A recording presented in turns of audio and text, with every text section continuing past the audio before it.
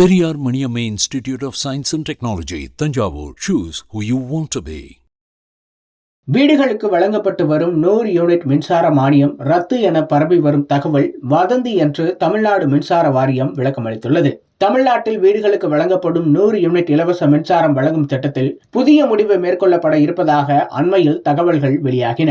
அதன்படி ஒரே ஆதார் எண்ணில் உள்ள ஒன்றுக்கும் மேற்பட்ட மின் இணைப்புகளை மெர்ஜ் செய்து அதில் ஒரு இணைப்புக்கு மட்டும் 100 யூனிட் மின்சாரம் வழங்கும் திட்டத்தை தமிழ்நாடு மின்சார வாரியம் செயல்படுத்த இருப்பதாக செய்திகள் வெளியாகின.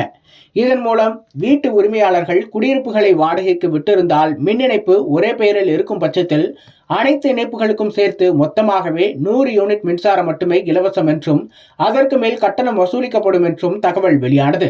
தற்போதைய சூழலில் வாடகை வீட்டில் வசித்து வரும் நபர்கள் தாங்கள் பயன்படுத்தும் மின் இணைப்பில் 100 யூனிட் வரை கட்டணம் செலுத்த தேவையில்லை. ஆனால் புதிய விதிமுறைப்படி வீட்டு உரிமையாளரின் ஒரு மின் இணைப்பை தவிர மற்றவர்களுக்கு மானியம் கிடைக்காது என்பதால் வாடகை வீடுகளில் வசிப்போர் அதிகமான மின் கட்டணம் செலுத்த வேண்டி வரும் என கூறப்பட்டது.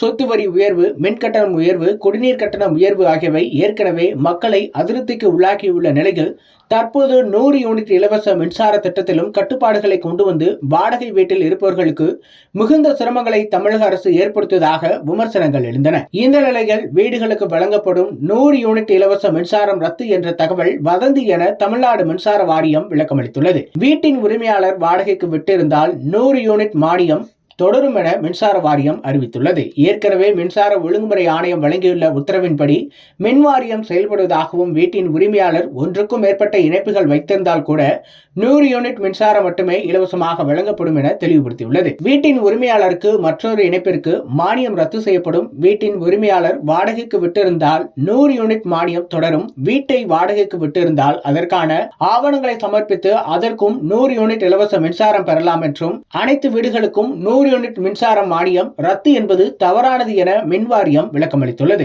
கடந்த ஆண்டு தமிழ்நாடு மின்வாரியம் சார்பில் மின்வாரிய இணைப்பு எண்ணுடன் ஆதார் எண்களை கட்டாயம் இணைக்க வேண்டும் என்றும் 100 யூனிட் மின்சாரம் உள்ளிட்ட மானியங்களை பெற ஆதார் மின் இணைப்பு கட்டாயம் என்றும் அறிவிக்கப்பட்டது. அனைத்து நுகர்வோர்களிடமிருந்தும் ஆதார் எண்ணும் பெறப்பட்டது. அப்போதே 100 யூனிட் இலவச மின்சார திட்டத்தை கட்டுப்படுத்தும் நடவடிக்கையாகவே ஆதார் இணைப்பு மேற்கொள்ளப்படுகிறது என்ற குற்றச்சாட்டு முன்வைக்கப்பட்டது. ஆனால் அப்போதைய மின்சாரத்துறை அமைச்சர் செந்தில் பாலாஜி மின் நுகர்வோர்களின் தகவல் சேகரிப்புக்காக மட்டுமே ஆதார் எண் இணைக்கப்படுகிறது என கூறி அந்த குற்றச்சாட்டை மறுத்ததும் குறிப்பிடத்தக்கது. Periyar Maniamma Institute of Science and Technology, Thanjavur. Civil engineering with specialization in GIS and remote sensing and more.